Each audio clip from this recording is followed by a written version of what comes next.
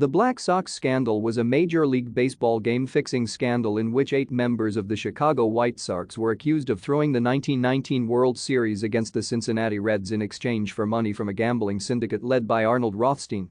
Judge Kenesaw Mountain Landis was appointed as a response to the incident to be the first commissioner of baseball and given absolute control over the sport to restore its integrity.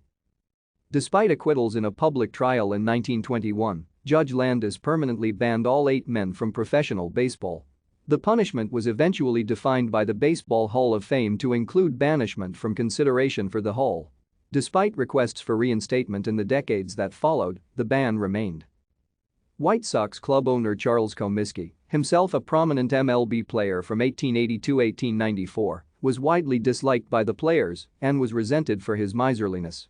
Comiskey, who as a player had taken part in the Players' League labor rebellion in 1890, long had a reputation for underpaying his players, even though they were one of the top teams in the league and had already won the 1917 World Series.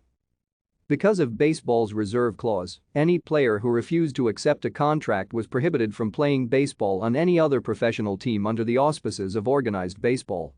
Players could not change teams without permission from their current team, and without a union the players had no bargaining power. Thank you for watching.